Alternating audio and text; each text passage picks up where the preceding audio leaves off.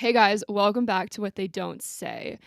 Today, we have a very interesting topic to discuss. I know many of you out there are survivors yourself, and you have, sat in this pain and you've hated the perpetrator that did this. You hated his family, everyone that was connected to him.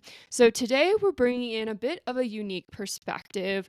We are having on award winning novelist Dianne C. Braley, who wrote a book called The Summer Before, which is all about being a secondary victim to sexual assault. So, a secondary victim, this means like, you were the daughter to a father who was a perpetrator or something like that. These people are also very highly impacted by these horrific crimes. So, we are going to be diving into what it is like to be a secondary victim, what that means within regards to her novel that she has written. And we're also going to dive into topics such as addiction and the struggles of being a SANE nurse. So, we're going to be welcoming on Dianne C. Braley.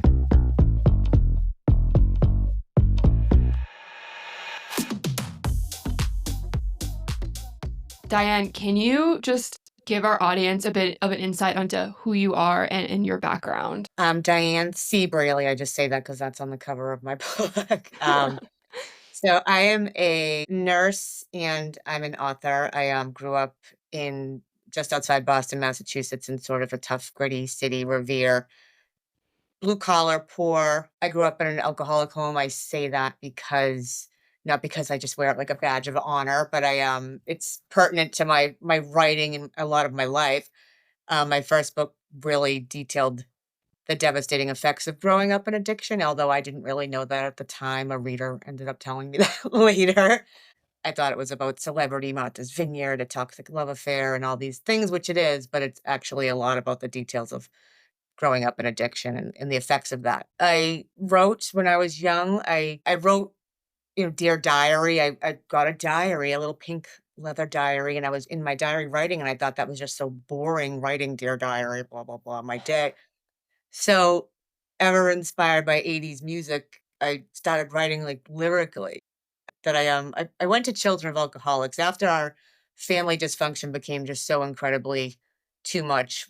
My mom went to Al-Anon, we ended up going to Children of Alcoholics. There was one meeting very far away from us that we would go, and a lot of children, they use art therapy, for children and in all aspects of therapy, and this group, they did the same. And the counselor was, very, very impressed by my art and my writing, so I would felt very good about my writing and my art because of Children of Alcoholics, and I laugh at that because I have Irish dark humor. But where I grew up, writing and art is just a hobby. That's not something that's very, that wasn't nurtured then. It was you gotta pay the bills, you gotta put food on the table, the whole thing. My mom was a nurse and my dad a truck driver, and as I said, he was a very dedicated alcoholic, but he ended up getting sober, and became a drug and alcohol counselor for the Teamsters, which was very impressive, and I loved him dearly, but he was very, very sick, and our lives were very dysfunctional. And I became a nurse like my mom,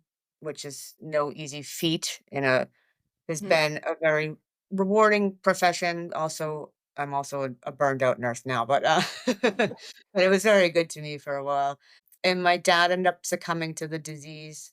He was sober for 7 years. He picked up and he died shortly thereafter. As you hear these stories a lot. They pick up kind of right where they left off, if not worse. And he spiraled very quickly. And I, had enough of where I was from at the time. Also, the Oxycontin epidemic was happening and taking out a ton of friends. People were all hooked on heroin. It was horrible, and I just sorta had enough of the all of it, and I took a job as a nurse on Martha's Vineyard. I had visited there before.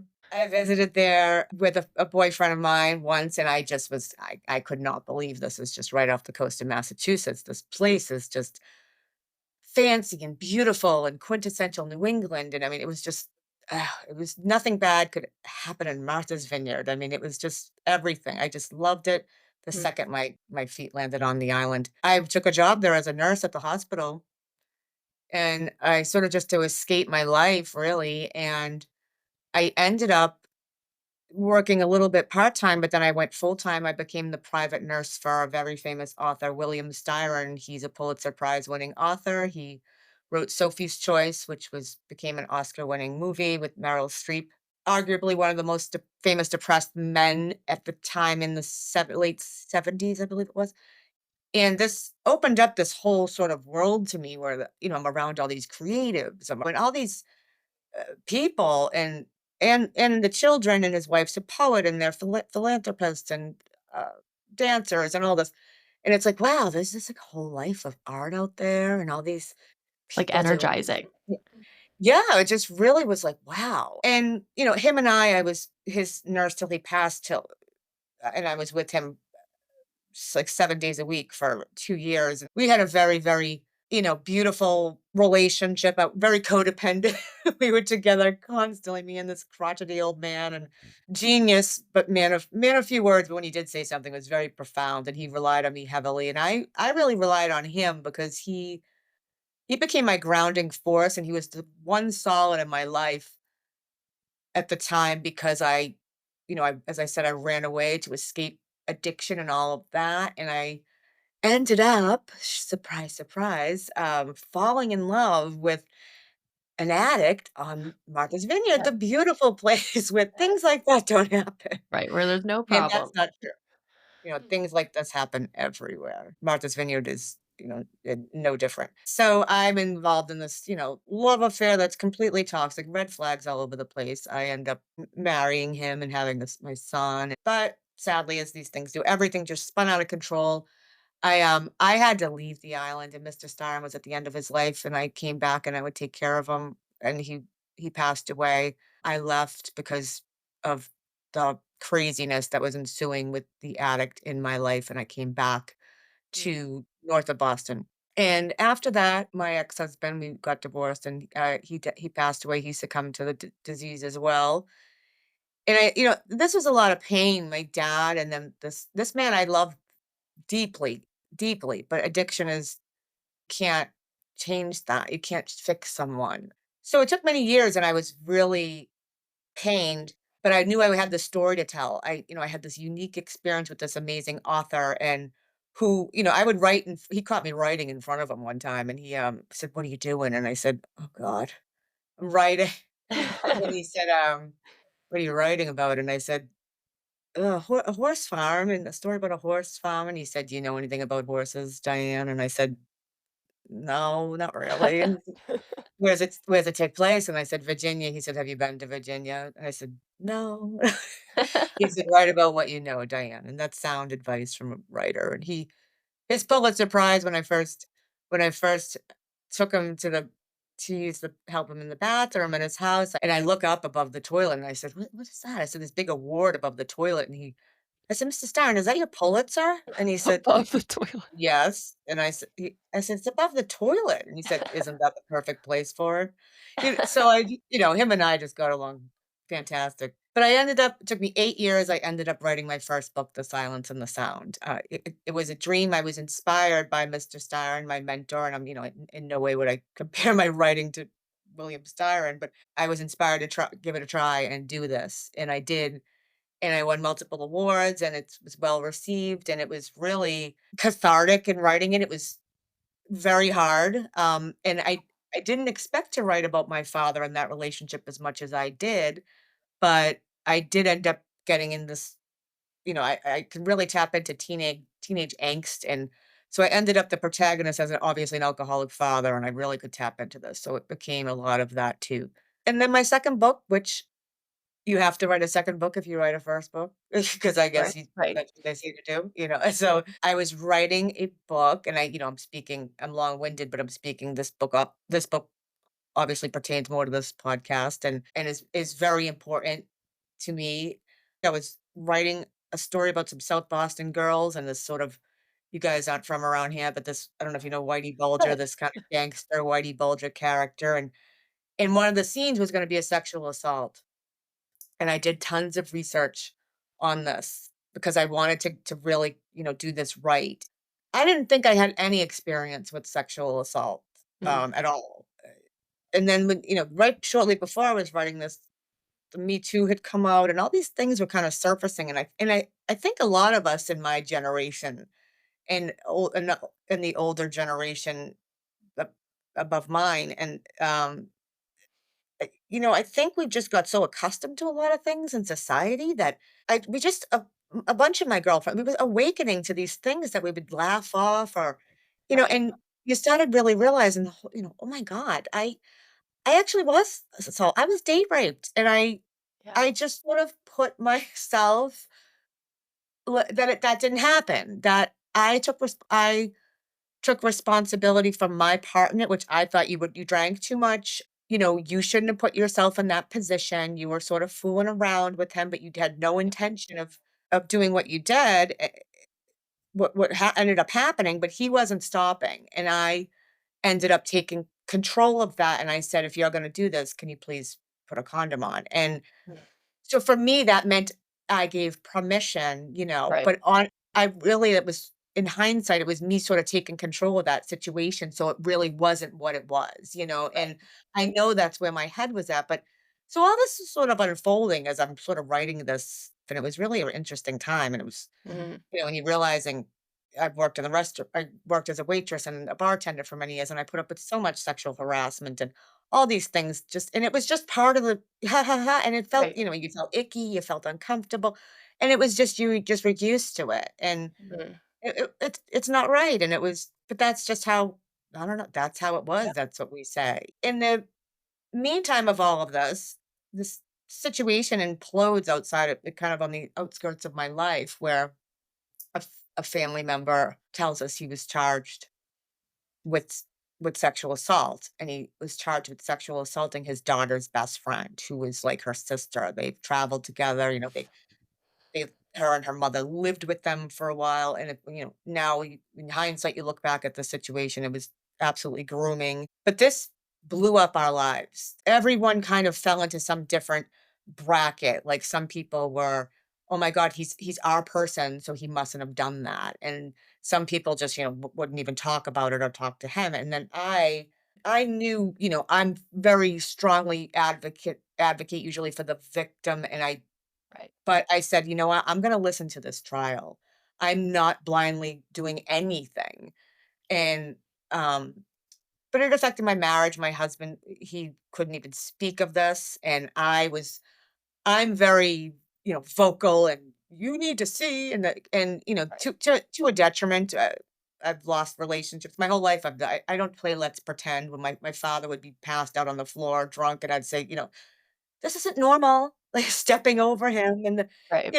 and it's that's some people just can't sorta handle that, and I'm just very in your face, and sometimes that's just not the best approach but I don't know, that's what I do. But I listened to this trial.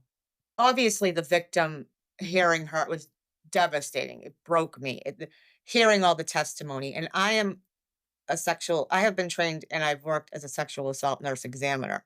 So I had some familiarity with the forensics and the testimony and things like that. But what impacted me so greatly was hearing his daughter, the perpetrator, who is a family member's daughter, so she's a family member. Hearing the daughter when the prosecutor said, "Can you believe that your father would do this? Mm. Is there a world where you could see that your father would do this?" And she screamed at the top of her lungs, crying, "How could I? How could I?" And she broke and he didn't. And it was just gut-wrenching. This is a little girl that I've known for a long Right. time, and I just I thought about this in a whole different sort of way from a different lens, and, a lot of people don't realize either that witnesses don't always and this is important to know that his daughter, his wife, people that are gonna testify on his behalf aren't privy to sitting in the courtroom, at least in Massachusetts and or New Hampshire, and listening to this trial. They can't be there. So it is easy to blindly believe your person. You don't have to know the details Right. if you don't want to and or really look, and who wants to, quite frankly. I mean, who Well, does? But yeah, and even when you do hear them, it's not like all of a sudden the family automatically believes that the person was capable of that, you know? exactly. But I think at least it opens a little bit of a cracks the window, Mhm. but, maybe not in some situations, but that just I said, "I have to write this. I have to just write from this perspective. And I think this is a real societal problem. I mean, this has existed forever. This is huge. We need to be open and talk about this from all victims, primary and secondary. And we see all these celebrities and powerful people that are getting arrested or called out and all these things and charged with these crimes. And they have kids, they have mothers, they have sisters and people. And we wanna just put them in the box with the bad person and just be like, we don't wanna talk about them, but they didn't do anything, I don't know in every circumstance what, but they're victims too, and Right. I look at my family in this and the people I look at my husband and the people that have suffered. My husband's a victim. I mean, this has almost destroyed his life. Mhm. He's had to go to Completely. therapy and he's in our marriage was greatly affected, everyone. So it's just, this needs to be spoken of more. So I wrote my book the Right. summer before, and it's inspired by this trial and many trials. And I did a lot of research to really capture the trends and the voice and make sure that things were similar in victims and things. So I just didn't want to take from this one trial and this one person's voice, and it's fiction inspired by an actual event, and it's 2 best friends. One's of affluence, one is not, and they live on Martha's Vineyard, of course, Right. but, it's gotten amazing feedback. It won the New York City Big Book Award and Literary Titan Gold Award, and it's also helping. Martha's Vineyard Community Services has a program they're developing, Connect program, where they help victims of sexual and domestic assault, and domestic violence, and they also are creating a program for secondary victims. They're Mm. hoping to get more people. They wanna make this more of open dialogue, and I think that that's huge, and I wanna help with that as much as I can, and any every in any way, and it just needs to happen. I Alyssa. think it's much easier to focus in on the victim of the actual sexual assault. But when someone commits a horrific crime like that, they're also, destroying their family and their relationships by committing that crime, not just destroying the lives of that victim. And that's something we don't think about all that much because it's like you said, it's so much easier to sit here and be like, oh, this man committed this crime, therefore his entire family, like they're all monsters, they're all terrible, but like they're also suffering because this person did this to them as well in a different way, obviously, but they're still creating that destruction. And that's very hard, I think, for people to digest that and to like allow them to come to terms with the fact that like their father could be capable of something like this. And you keep throwing this term around secondary victim and talking about how we need to create more healing spaces for these victims. I was wondering if you could talk a little bit about like, the connection between creating spaces for secondary victims and kind of how that relates to like addiction and AA and those types of programs. I I was giving a talk. My first book opened up. As I said, I had no idea really that this book was really about addiction. It's hilarious, but I it's interesting how readers really just define what you're doing. So it was amazing because it gave me a platform to speak all over, and I had been speaking a lot about growing up in addiction in all kinds of ways. And it's I thought had escaped this, Right. but for me, writing these stories and the truth of these dark things sort of takes the power back from like these horrible events and sort of and turns it into something better. And I was speaking about my second book. I forget where I was at some event, and I just ended up talking, and I wasn't sure how this was going to be received, but in addiction, this is another huge societal problem. Obviously, huge social. It's an epidemic. Many, many years ago, for centuries, addiction has been there, and we almost everyone had an addict in their family, especially an alcoholic back then. But and no one talked about it. We all knew, your next door neighbor, the husband, well, he's an alcoholic. But they just hid them in the closet. We just hide them. We don't want to talk. We don't talk about that. And this family's hiding it too, and we don't. It's a dirty thing and it's shameful. And then Bill W. created AA, and all of a sudden, people had a place to go, and obviously we know how big AA is today. Now the families of addicts, arguably, it's quite often said that they're just as sick, if not sicker, from this disease. So, Al-Anon was created. So then there's NA and Nar-Anon, and then so there's all this family groups, and I went to Children of Alcoholics, and that was, there was one meeting, like it was, 30 minutes away, and now that is much more predominant. It's very okay to talk about addiction now, and I just said, this is the same. It take the same thing now. I'm not ever going to equate a parallel addiction to sexual assault or pedophilia. Two wildly different things. One has nothing to do with the other, but they're both huge problems in society. They're real. They're here. They've been here. They've been in it's been in the shadows. It's been going on since the dawn of time. This is nothing new. It needs to be brought to light. The darkness needs to be brought to light to take its power away. And there is support groups for sexual assault, not as much as there should be. And the secondary victims, people, the family of these perpetrators, we, I think, as society as a whole, and for you guys to be even allowing me to speak with your story about this and even thinking about the secondary victims is just, kudos to you, because that's amazing. We want to think about the primary victim first and foremost, but to really get this out in the open and to just bring light to it so these things don't happen as much, or if they are, there's put a stop to it and it's recognized and it's okay to speak up. Right.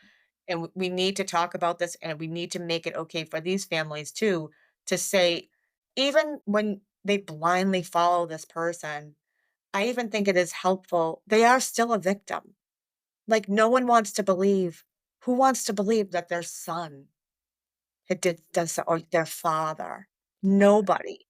They are a victim, and I think it is helpful for probably for victims to maybe to see that if you think of them as a victim too, that makes more, that's easier to for me anyway, I would think, to digest than just being like they're horrible people, they just believe him.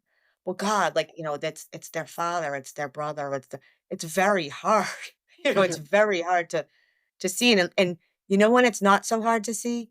When it's so predominant, like addiction, and when we talk about it so openly, and you do see that, because we know addicts, how many 1 in 3, 1 in 5 people are whatever I'm not, don't quote me on what the percentage of Mhm. how many people struggle with addiction is, A but it's big very high. percentage. But when we bring all this to light and we see that this happens, this isn't not an anomaly. This is a real problem, and this happens far more than we know. So then maybe it won't be so hard for people to see that someone in their family is this person. And Mhm. I can't stress this enough. And one of the biggest things in writing this book, two things can be true, which is even shocking to me. It's so funny. I'm much more, my writing teaches me to be more compassionate. Like, I'm more compassionate when I write than who I am in real life. My writing in writing this story, it really taught me to see, because my character is struggling with her own identity, because if her father is just a monster and he's just this person, he's a pedophile, he's a rapist. If he's just this, then what was he ever to her? Right. Because he also, for her, he was a good father. He was everything to her. So two things can be true. That is often the case. These people are often pillars of society. They have loving relationships, they have other relationships, they have all kinds of things, and that can be true. And for Madeline, the protagonist of my story, and for these secondary victims to know that two things can be true, that helps them heal, because he can still have been a great father, but he did this. And Mm. I think we just need to be okay with not just you're just going, "He's a monster, chuck them away," to really just have an open conversation and a dialogue like this really just helps and opens our eyes, and I think that when again, the more we open our eyes, the more we will open our eyes for these crimes not to happen, or to us for us as a society to stop them much sooner Right. than we currently are and have. I love this connection between thinking of secondary victims, the way that AA used to, excuse me, the way that alcoholics or addicts used to be and how it was so shameful and now it's being talked about and now people are able to get the help that they need. I love this comparison specifically because a lot of people who are perpetrators and are committing sexually violent crimes have been victims at some point in time. And so there's this generational trauma that starts to take place. And so, what other generational trauma is going to start to take place from the secondary victims of all of this? And I think about how it can seriously trickle down for lineages. Like trauma changes how your body processes everything, and you can transfer that onto your children. And so, I love thinking about it, trying to shed light on it. And I love that comparison. So, thank you for that. And you can't sweep it under the rug. It's there, it's real. Yeah, so it needs to be talked about, and it is the generational trauma of addiction is huge, Mhm. huge, and this is the same. This is Mhm. the same in the secondary victims. Yeah, I don't. These are things I don't. I personally didn't think about till I this happened in my life, or and I that I wrote this book. I don't think a lot of us are thinking at all about these people that the secondary victim and that and that whole Right. family. We're focusing on the victims as we should. But I think this is the first step. It's the first stage of bringing these things out of the shadows. It's really making me see things through another lens, and I hope we can all start just moving in this direction to just see all of it and talk about all of it, and it be okay because it's okay to talk about it. So you mentioned that you've kind of had a couple addicts in your life. You had your Sure. father, you at one point in time a partner. What does loving an addict look like? It feels like you're drowning and you just can't reach the life raft. It's just it's torture, torturous, painful. It's horrific. I've I was addicted to loving an addict. I was loving loving an addict was my heroine. I mean, the highs and lows. I'm in a very normal, stable relationship now. Even probably I joke too stable for me. My husband's very vanilla firefighter. He's very and thank God I always said, "Thank God he had a little road rage," when I met him, because 'cause I'd be like, "Oh, forget it," because but, um, because I had come from relationships in my first marriage, which was just insane, where it's just highs and lows, and you're used to that. My whole life was that. I lived like that. I grew up like that. He's gone, he's here. Everything's great, it's horrible, and then you get addicted to the high when it's great again, and you even sort of get addicted to the low when it's just the drama and the angst and it's just that, and you equate that to a passion, which is so odd, isn't it's, "Oh, we just love it's me and you against the world, we just love each other so much, our love is just so intense." No, your love is sick. Your love is sick. I had to get help for my addiction to that. I actually came into therapy. My wonderful therapist I had at the time, to leave my marriage. I pretty much came in and fell on my knees and said, "Please help me leave this man." I just kept going back to him, and I had a Mhm. young son, and it was a sinking ship. He was gonna go down, and I had a lot to lose. I bought my own house, and I had a nursing license, and I was a mother, and he was gonna take me down with him. And I very came very close to letting that happen. They can take you down, and Right. I didn't. I saved myself. So that and with a great therapist and some help and some support. I think so many people are in this situation. So many people love people that are just that's not that they're not unlovable. They're very lovable. It's just they just can't be what you need them to be, or what they wanna be, and you can't change it. You didn't cause it, you can't cure it. Everything you just said is it's so common in any form of an abusive relationship. Like, you do get so attached to those highs and those lows, and, like, you become almost like your comfort zone is in this chaos. And I like how you you mentioned your current partner. You're kinda like, "Oh, I'm glad, he had a little rage in him when we met." because you're, like, worried about being bored because you've been in these kind of chaotic relationships, your whole life, including, like, with your father, and so that's where you're comfortable, like, you're comfortable with a little bit of, like, that unknown and, like, "Okay, what are they gonna be like today? Is it gonna be a high or a low? Like, what are we working with?"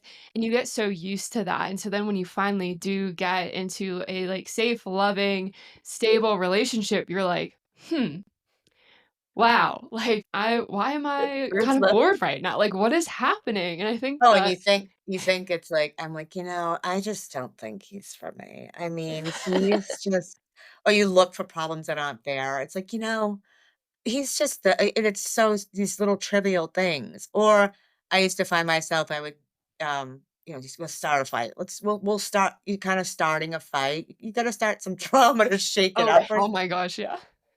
I'm not realizing, I'm not, like, totally cognizant I'm doing this until, like, in hindsight, then I'm going, "I think I'm just starting these," every year I just need a good blowout or something, like some type of thing, like, maybe some big blowout. So, yeah.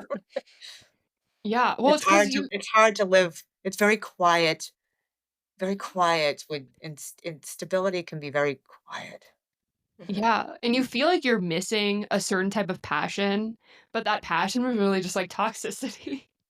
It's And toxicity, but, like, at the time, toxicity is also sorta hot, I mean, let's be honest, yeah, I mean, Yeah. sometimes Yeah, it's like the same reason that people, I mean, maybe this is not the same, but, like, people cheat on their partners because it's, like, passionate and bad and dangerous and Yes, and yes. it's similar in the situation where it's passionate that we were really angry at each other, and now we're gonna have sex because we're gonna feel so good and we're mad, and, like, to Oh, there's resolve the nothing problem, like it. like Coming back after the big bomb went on or whatever, or we broke up and it was craziness. I mean, mine was too the cops were that. I mean, crazy stuff, like insanity. I mean, my ex-husband was he brought a lot of drama. But I mean, it was very it was a high. He was just so bad that I just never could go back. Like I have no desire ever to that was done.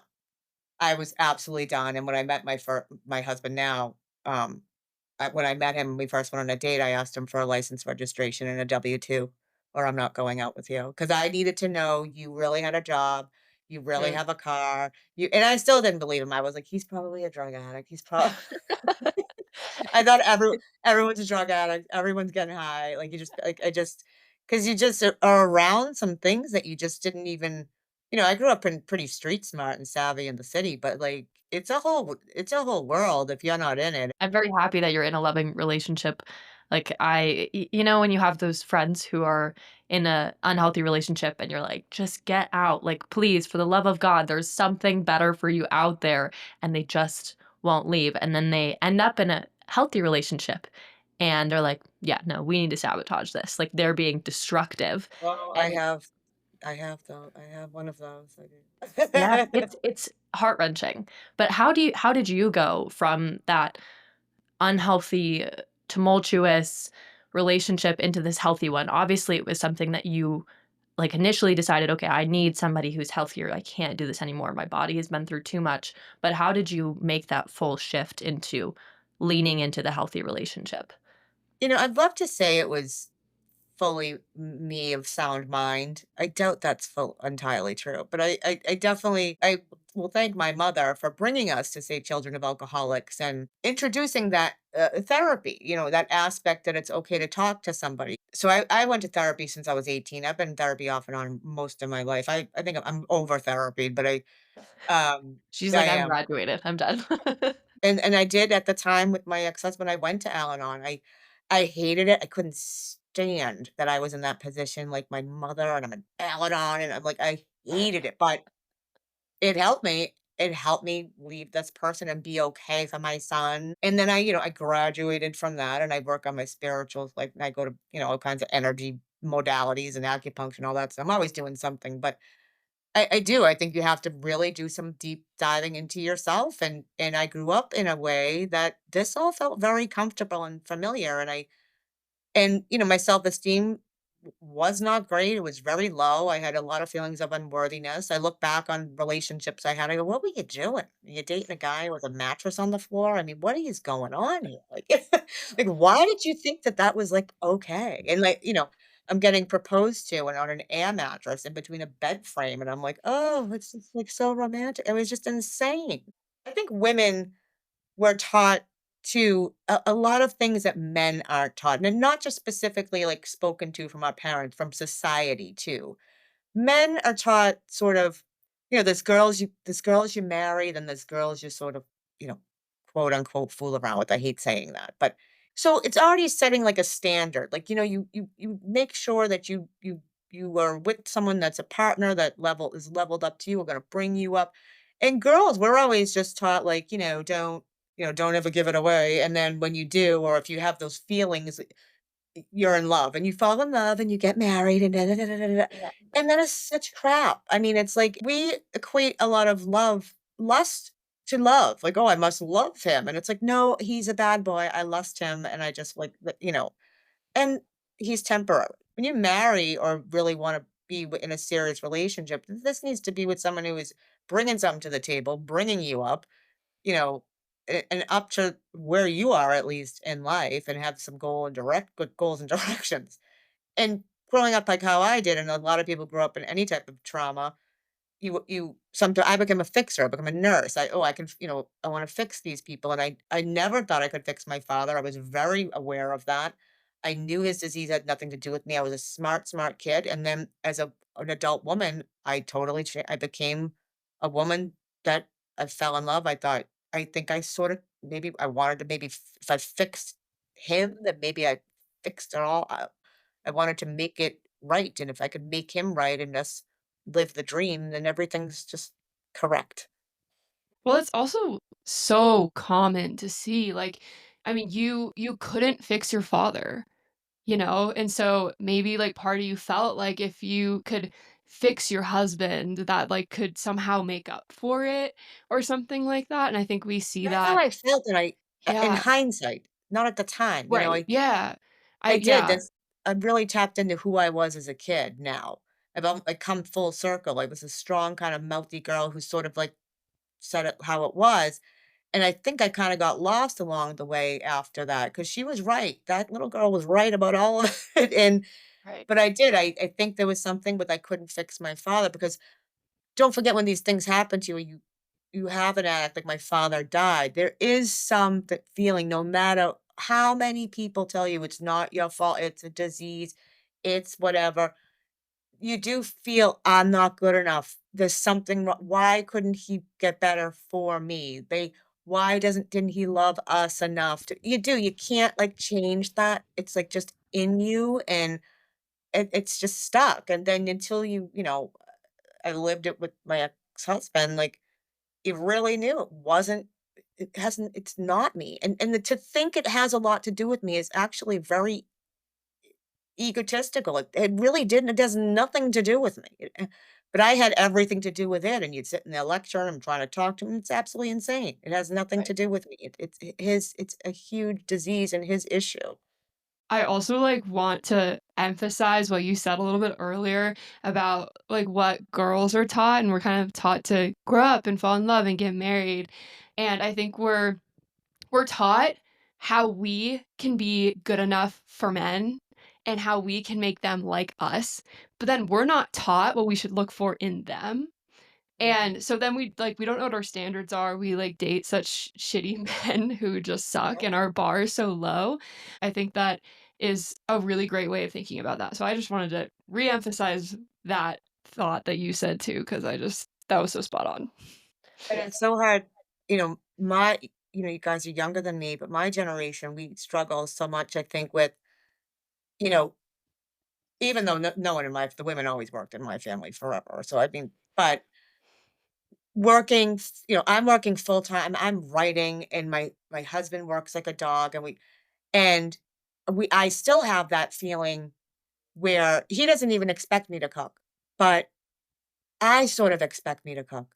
I still wanna be a nurturing.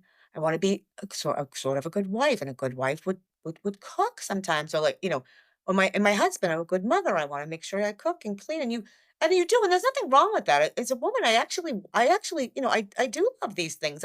We are nurturers, a lot of us, and by nature, and there's not a lot of time though. We're killing ourselves. We're trying to get ahead, make money, all these things, but you feel like this feeling like you need to do this, and I laugh because my husband, he doesn't. This man doesn't expect anything from me, and I've trained him well. I really have, but I'll go to cook. I'm like, "Oh, I'm gonna cook tonight," and then it'll be 5 o'clock, and I'm tied up, I'm writing, I'm doing I'm in a meeting, whatever, and then I don't wanna cook, and I go in the kitchen, and I'm sort of flippy with him. I'm like, he's like, "What's wrong with you?" I'm like, "Nothing, I just don't have time to cook. I don't have time to cook," and he's like, "I didn't ask you to cook." I'm like, "Well I kn" so I get out now we're in a little argument, and he never even Mhm. asked me to cook, but in my brain, I think that I should be doing this because we're supposed to be all, completely all encompassing for our families, for our kids, for our friends, for our husbands. We have to do everything to everyone as women, and you can't. I Right. wanna let all the young women know you cannot. So pick and choose what you wanna do because you will not be good at it all, and that's a big lie. It's a total lie, and you're gonna feel empty inside and just hate yourself and start fights with people like I do.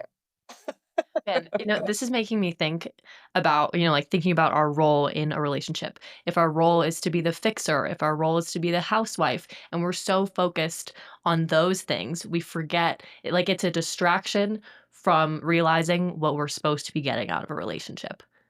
Like if Yes. we're so focused on those things. You see how focused when you just said and I just said, we're focused on what we're supposed to be doing for everybody else instead of just being us. What if I'm just me and I do what I sort of kind of I mean, obviously we have to compromise and do some things sometimes because I feel like men in general a lot have been taught for many, many years that their needs should be met. It's their mothers met their needs and then their wives and their needs are they think about their needs. And I think we just think about everyone else's needs for as a whole. Society kind of makes us think we need to be thinking about everyone's needs a lot instead of our own. We come last, especially when you have kids or in relationships and So I think it's a fallacy and it needs to stop. Just be you and put the And hammer down. yeah, know your worth. So true. You mentioned how writing this your second book the summer before, you have had some experience with being a SANE nurse. And I was wondering if you could talk a little bit about your experience there. I know in our initial conversation you just talked about a lot of the issues that SANE nurses face and it's super hard work. You don't really get paid that much. And I think it would be really important if you could just shine a little light on that. I mean, being a SANE nurse, as I said, it was something I totally wanted to do. I've done a lot in nursing. Nursing is a great career as far as you can change a lot of, do different things in it. But being a SANE nurse was something that was I definitely wanted to do. There was a case in Massachusetts, and it's very popular and well known that came out in the news years ago that all the rape kits that they test, what woman gets assaulted goes in the hospital and they do a kit and it's supposed to go, get processed and all of these things. And it came out that there was hundreds of these kits not processed from like the 70s, 80s, and just sitting in some warehouse somewhere. So these women are thinking someone's actively involved in trying to figure out, what happened to them or uh, what their case is or if they're finding a perpetrator, whatever it is, and nothing's happening. It's just sitting there, never processed, which is absolutely disgusting. It's a total injustice. Just women's health in general has always intrigued me. So I became a SANE nurse. And it's no easy course. It's something you sort of do. You pay for on your own, pay your own money for you do it. And this, you get certified by the state that you're in. And it's unfortunate because not every hospital is a SANE nurse. Sometimes ERs will have a nurse that is trained in SANE or a couple of nurses. Doesn't mean they're on shift. So the only hospital near me is about 45 minutes away that they're practicing, and you have to get there within an hour to see the victim. And I was just making it. And sometimes you wouldn't with traffic. I was doing it and it's very tragic. It's very unfortunate. These nurses actually pretty much do it just out of the kindness of their hearts because they want to do this. Now, a forensic exam on a victim can take an anywhere from, like, 2 hours to 6 hours. It depends on what's happening with them. They if they had bite marks all over them, you have to swab every bite, you have to bite mark every abrasion, every anything that you see that's fluid or anything. This can take forever. Then the interview, all of this. And, be at the time, we were getting paid, like, $100. It's insane. And this is hours and hours, and it's not gotten much better. This is something that you just wanna do out of the kindness of your heart, and that's a lot of time to ask of anybody. Getting calls in the middle of the night, rotation, all this, it's insane. This needs to be addressed, like, people, they need to pay these nurses more, and have it just more available. They started telesane too now, which is good, so a SANE nurse will be at like a command center. Again, not like from your home, but at a command center, not getting paid much at all. But if a um, victim comes in, we would help guide the nurse at the hospital to do the exam. So that is great that that's getting, bigger, and the program was getting bigger. The funding just isn't there, and it's I'm doing this for women and women's health. I didn't realize, I don't know why I didn't think of the pediatric and the children. So, and we're doing both, which is also just very odd in healthcare. If, pediatrics is a specialty, Right. women's health is a specialty. So to be doing any patient that is a potential victim of assault. And, for me, it's very hard. I never wanted, I had no desire to ever work at children's hospital with children. I don't think I'd be good at that. It's heartbreaking, all of that. It's just not for me. And, I had a couple of children and it's a lot. And you take that home with you. And that is very hard. And it takes a special person to do any of this. I think there should be it should be a specialty. I think it's a unique situation. I think a lot about how SANE nurses are a lot of times, the first people that a victim will encounter after their assault. I had a rape kit done, and like I think a lot about that nurse, and like, oh my gosh, it makes me want to cry about how wonderful she was and how calm and patient and loving and caring she was towards me. It makes me very emotional. And to think that that person who was like, oh my god, I'm literally gonna like cry. Oh my gosh. Okay. I'm not a big crier, but to think that that person who was sitting there telling me that my insides that were just violated were beautiful and I deserve to be loved, and like knowing that that person is doing that in the middle of the night and getting paid nothing, just absolutely breaks my heart. I don't have a follow-up question, but I just thank you for doing that, and thank you to all the No, SANE and that's nurses. it. They're angels because it's a calling and it's a gift, and they're absolutely doing this because they want to help. They're not doing this for any financial gain at all. I feel like all the jobs where you are making the most impact and you are, like, actually helping people, it's just that's doesn't really coexist with, like, actually making a lot of money. I know, it Um, never does, never it never does. does, it really never Yeah, does. Then it also I just know. shows, like, the deep drive that these people have just to help, like, in any way that they can, and there's also something beautiful in that. Obviously, these people deserve to be paid so much more, and they should be able to, like, live comfortably off of what they're making and things like that, but it also just goes to show, like, people are just so motivated and will make those sacrifices so that they can sit in that room with you, Shannon, and make sure that you feel comfortable and safe and beautiful, after something so traumatic has happened to you.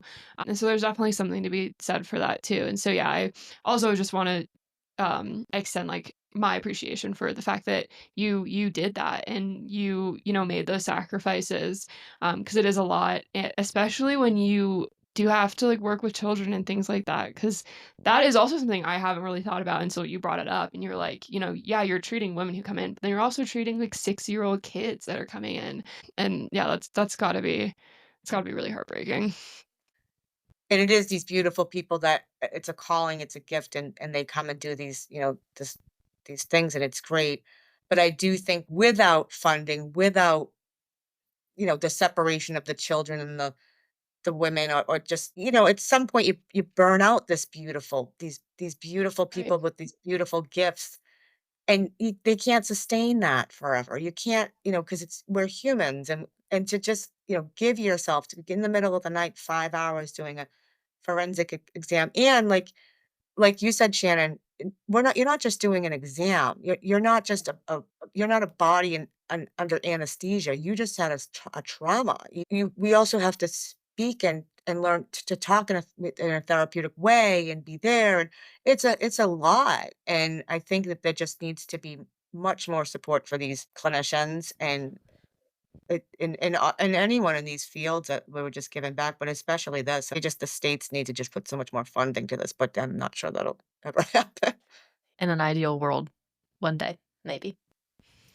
I think in this world where everything's just so dark, like a lot, and right now it just even hearing you speak, it just goes, wow, there's such a light in that, and even in your horrible tragedy, like that's a really beautiful person that can do that, and that's a memory you have in that horrific scene.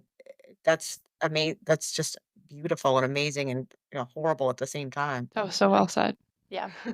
I think SANE nurses, like, save victims in a way, whether their test kit goes somewhere or it doesn't, like, that interaction can be so powerful and have a positive influence and impact on the beginning of someone's healing journey. And you wanna be that, and you wanna do that, and you wanna be all of that to that person, and it's a lot, and it's a lot. It's a lot, and some I think, if it's a gift and it's a calling, sometimes a lot of times that comes naturally, but this you're also dealing with people that, you have your own life and you have your own things, and you need to be this way for this person, and you want to be, but I just think there just needs to be more support and funding to be able to continue to be that. Diane, thank you so much for joining us today. This was so Thank you, lovely to guys. get to speak with you on all these different topics. For everyone out there, Diane's book, A Summer Before, you should definitely give it a read. I The know that me summer and before. Shannon I just wanna oh, correct you. The. The Summer That's Before. Oh my yes, Okay. when gosh, you I go have it online. I Do you we wanna have redo it written as The Summer Before. I'm sorry. I that Okay. was me. Diane's book, The Summer Before. And we'll That was link my it bad. down below. We'll link all of the information Okay, that great. for Diane down below, if Yeah, anybody is interested in reading it. I hope your listeners give it a read and leave a review, please. That'd be Yeah. great. Yes, definitely. Thank you so much to everybody who tuned into this week's episode. Thank you so much to Diane for being so vulnerable and chatting with us. It was such a joy. If you liked what you heard and you want to see more of it, be sure to follow and rate the show. That lets us know that you guys are enjoying it and it helps keep us going.